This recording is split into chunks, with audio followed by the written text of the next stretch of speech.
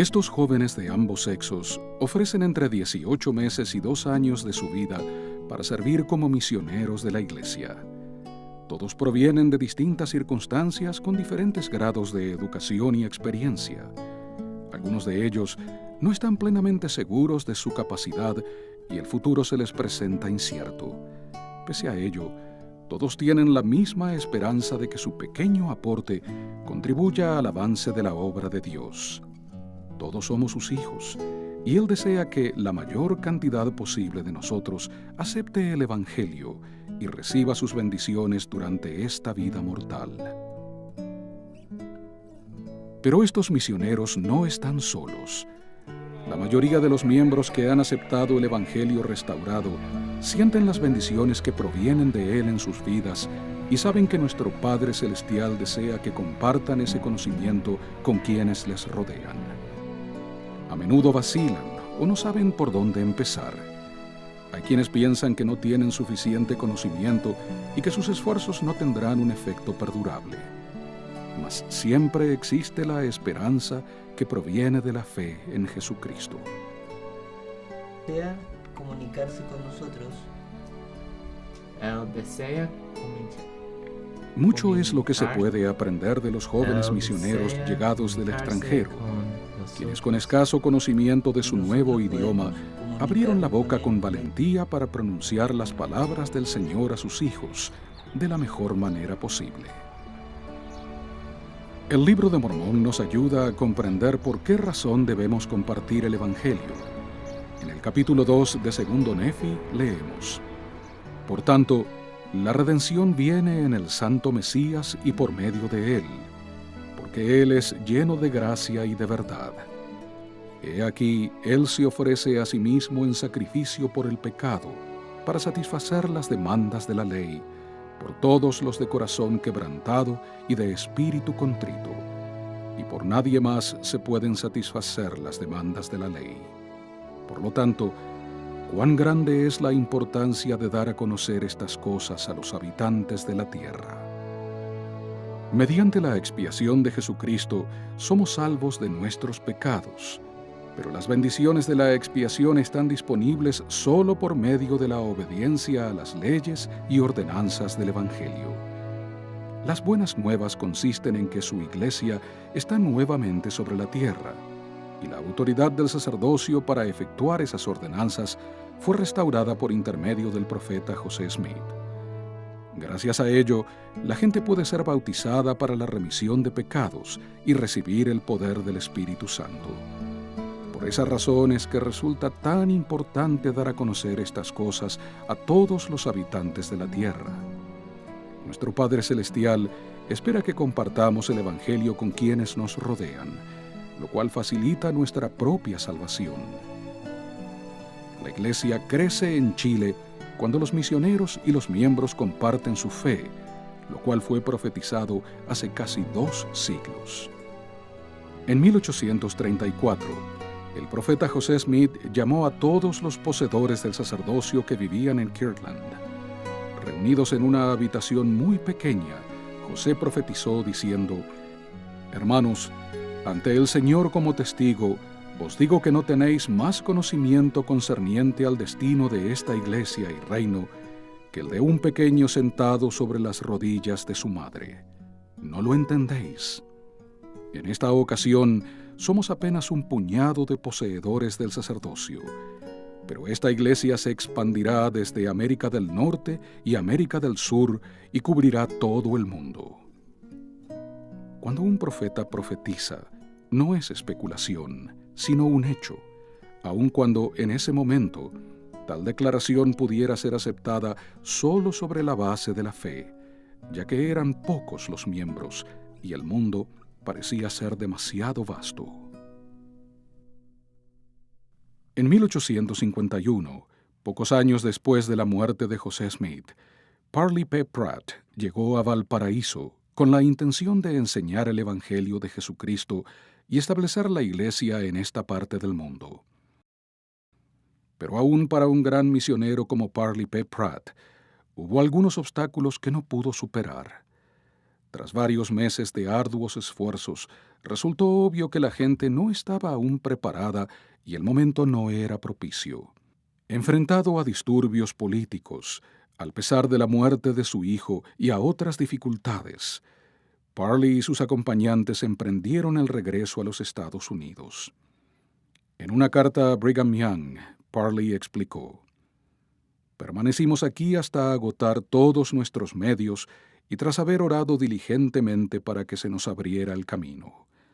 Pero no pudimos aprender el idioma adecuadamente para predicar el Evangelio, ni hallar la forma de ganarnos el sustento. Así que tuvimos que partir».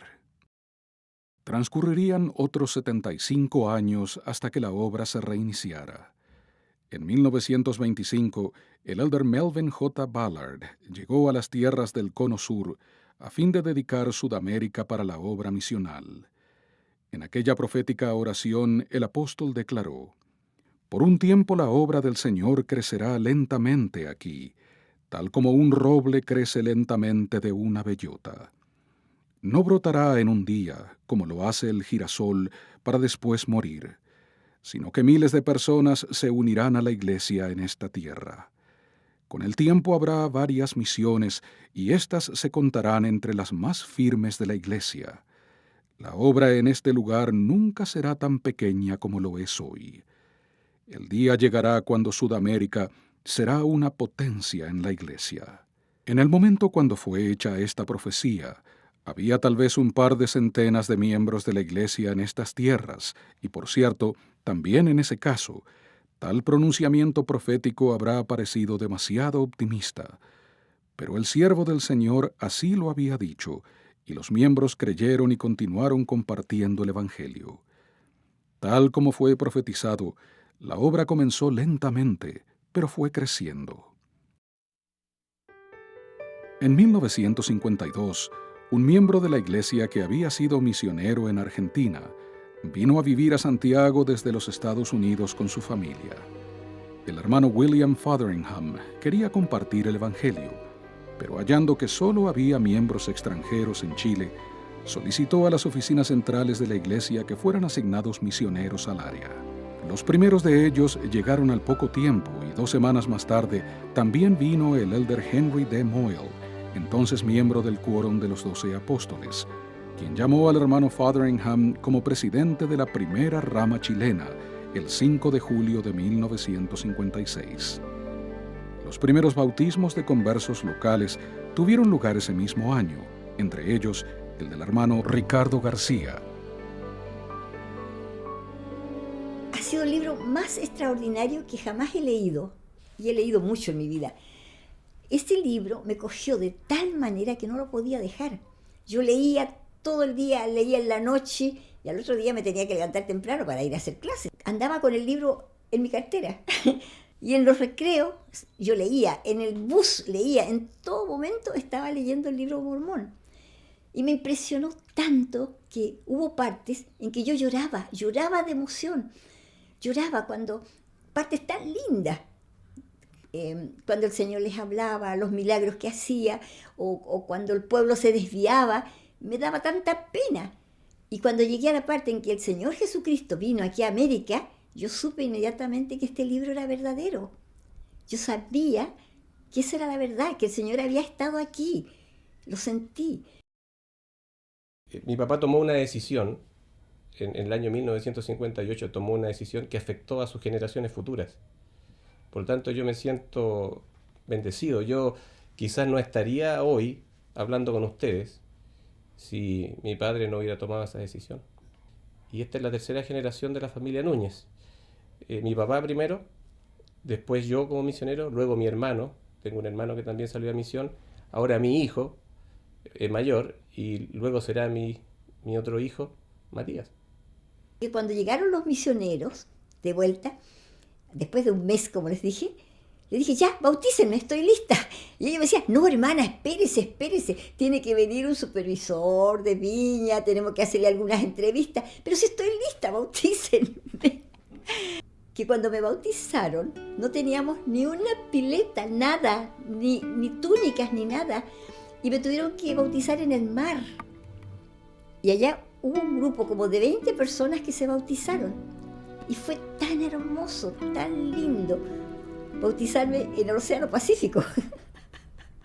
Y me dio tanta alegría, tanto gozo. Estaba tan contenta. Encontraba a toda la gente tan bonita. La casa, la calle, hasta el pasto que crecía a la orilla del camino lo encontraba verde, hermoso. Fue un cambio de vida total. Entonces, esos son los orígenes de nuestra iglesia en Chile.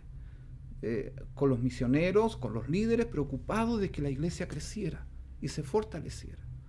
Luego, en el año 1959, Chile y Perú pasan a formar la misión andina.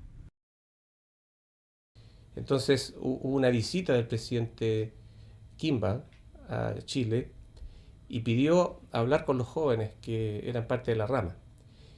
Y les habló y les dijo que la obra misional necesitaba un crecimiento importante porque los misioneros de los estados no alcanzaban a cubrir todas las necesidades de las misiones que se estaban abriendo en el mundo y necesitaba que misioneros locales pudieran servir. Esto les sorprendió a estos jóvenes porque en ese tiempo en Viña del Mar la iglesia tendría unos 2 años que había llegado.